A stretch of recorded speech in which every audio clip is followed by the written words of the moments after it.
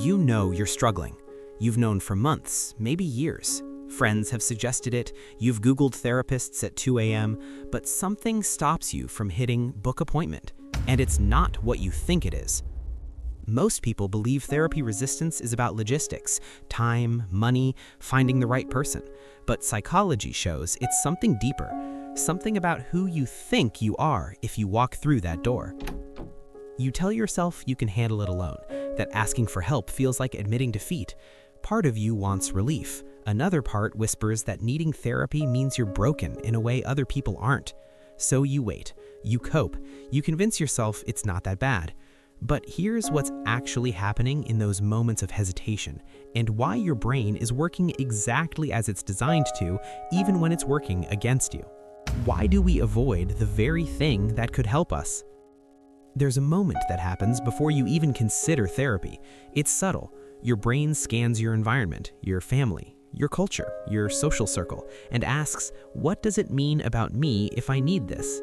And for many people, the answer that comes back is weakness, failure, brokenness. This isn't irrational. This is your brain protecting your social identity. We evolved in small groups where belonging meant survival. Being perceived as unstable or incapable could mean exclusion. So your nervous system treats the stigma around mental health as a genuine threat because historically it was. You're not being dramatic when therapy feels scary. You're responding to generations of social conditioning that says, keep your struggles private or risk being seen differently. Here's the part no one talks about. The stigma isn't just external, it's internalized.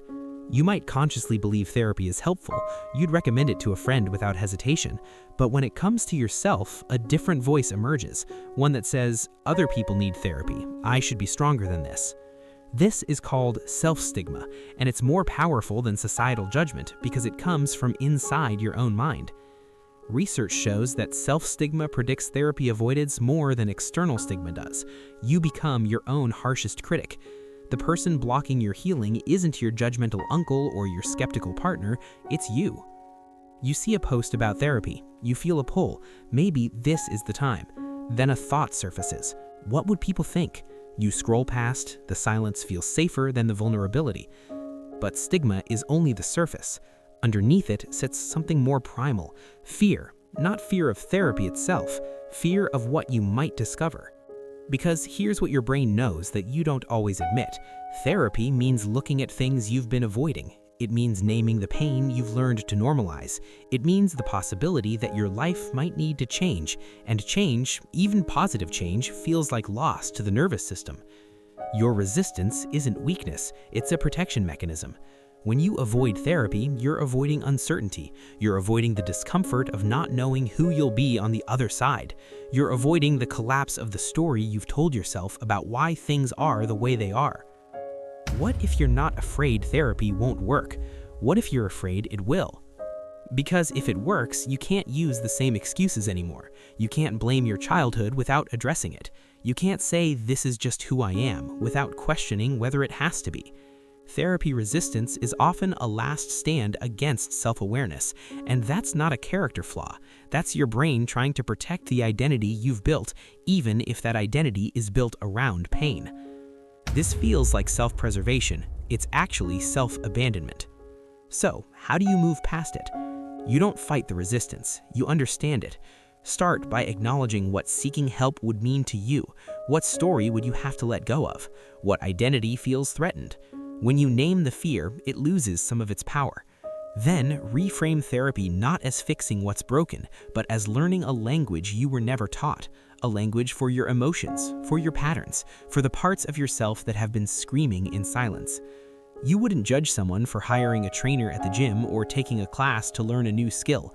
Therapy is the same. It's training for the most complex thing you'll ever navigate, being human.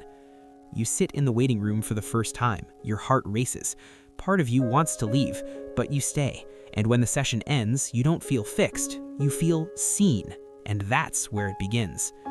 The resistance you feel isn't proof that you don't need therapy. It's often proof that you do.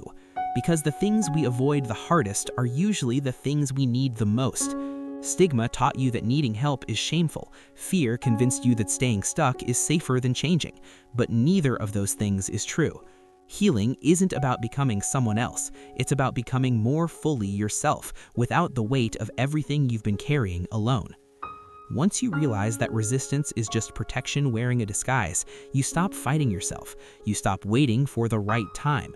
You recognize that the discomfort of growth is different from the pain of staying the same.